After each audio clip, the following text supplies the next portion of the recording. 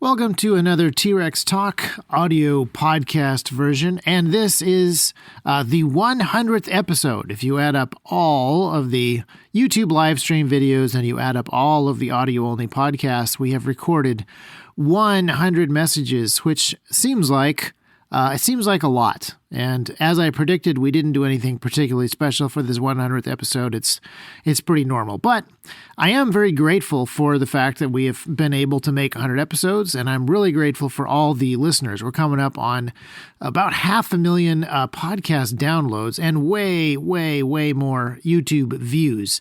So that is something that I am incredibly grateful for. And that is partly why I want to talk about Thanksgiving in this episode. Not just the holiday, which just happened, but the virtue of being thankful itself.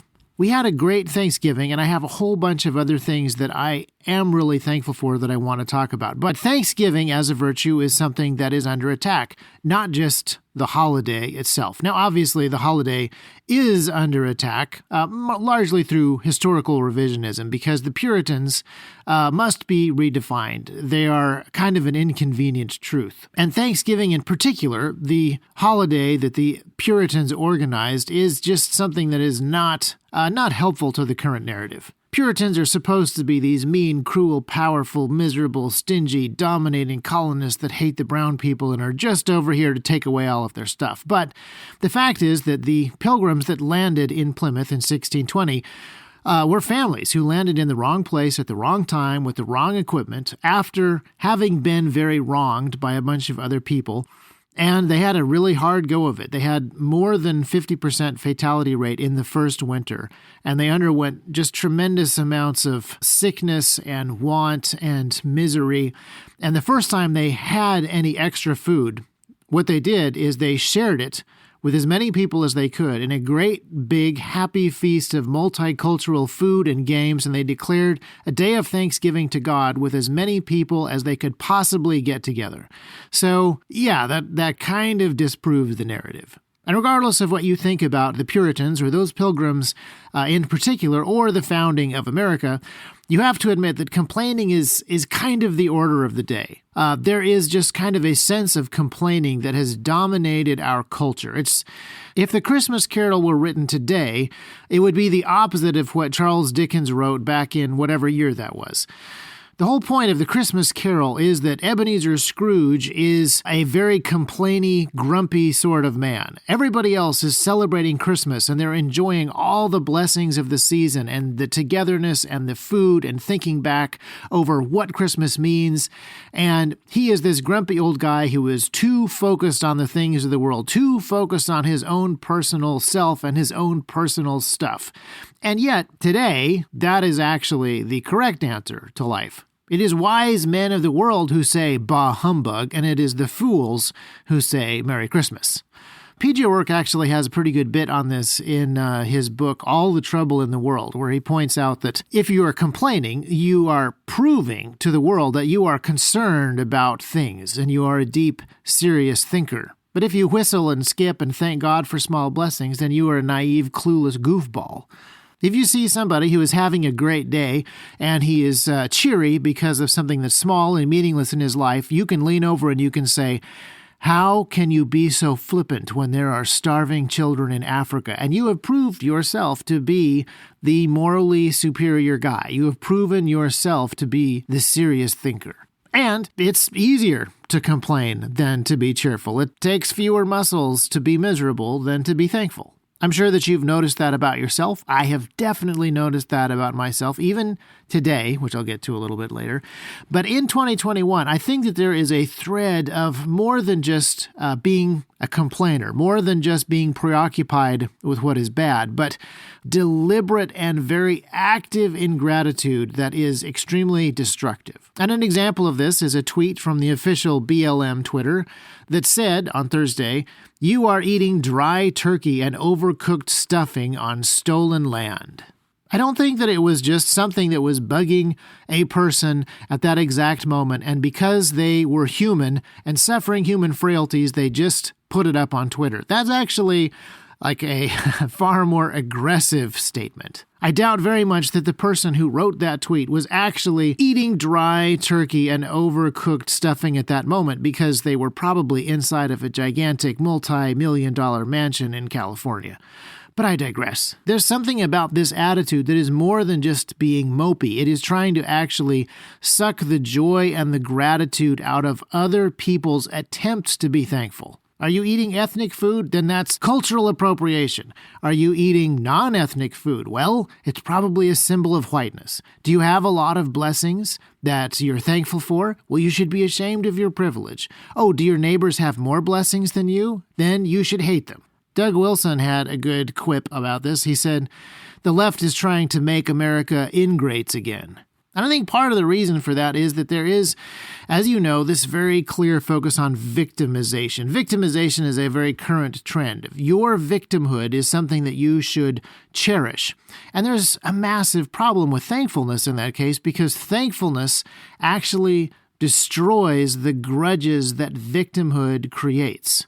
If you are thankful for anything that you have, even if your blessings are small, even if your blessings are tiny, then you are able to claw your way out of victim status. If you are thankful for things that you have been given, no matter how small, well, that kind of destroys the greed and covetousness that modern socialism really wants you to have deep down inside of your soul. Your blessings are supposed to be only used for showing how victimized you are, not showing how blessed you are. Your blessings exist only to be compared to other people's bigger blessings so that you can see how oppressive they are. And this isn't necessarily something that just the leftists do. I didn't bring up BLM just to focus on them specifically. There are a lot of modern conservatives and Republicans that have this kind of same attitude. Today's blessings are just so small and meaningless that the main reason we bring them up is to point out how much better things were in the past. The attitude is usually just to point out how terrible things are right now, instead of focusing on the things that we could actually be grateful for, even in the midst of, say, a crumbling economy. The insidious ungratefulness of the left is something that we can point out, not just to score against them, but so we can actually learn how to avoid that trait or those characteristics in ourselves. And we really, really need to do that. We need to be thankful, not just grudgingly because we're doing the opposite of what BLM is doing, but really, really honestly being thankful for what we have. False gratitude is just as bad as false humility or false piety, and it creates in a person the same bitterness and greed and hatred as ungratefulness eventually. The solution for all these things is true, actual thankfulness and gratitude, because being thankful, honestly thankful for stuff, makes you value it. You actually value the things that you are thankful for. You don't just pretend to value them because the other side doesn't. If you don't value things that you've been given, whether it's your history, whether it's assets, whether it's your family, whether it's circumstances, whether it's experiences, you won't take care of them. You won't preserve them. You won't defend them. You won't build on them. You won't improve them, or you won't pass them on. Instead of being honestly thankful to our forefathers for the things that they built for us, we're just glad that unemployment was better a few years ago because it helps out our pro-Trump argument that we're having at whatever moment. And I fall into this trap all the time. And I also fall into the trap of being grateful for things when it's convenient, when they're on my mind, when it is actually Thanksgiving and we are actually eating the food and we are actually reading about Miles Standish. Then yeah, I'm really, really grateful for the sacrifices and the effort that was put into founding this country and all of the blessings that have flowed out of that. And again, none of the people who were involved in any part of history have been perfect because they've all been people. But the blessings that have gone down through the generations because of their effort and their work and their sacrifices, it's very easy for us to be grateful for those things when we are directly thinking about them or directly experiencing those blessings, like eating a turkey. But then it's real easy to lose sight of that, even, for me, moments later. So earlier today, we were out at the Centerville Town Square for the Christmas tree lighting. We were singing carols. We were having a wonderful time doing a whole bunch of different things in the different shops.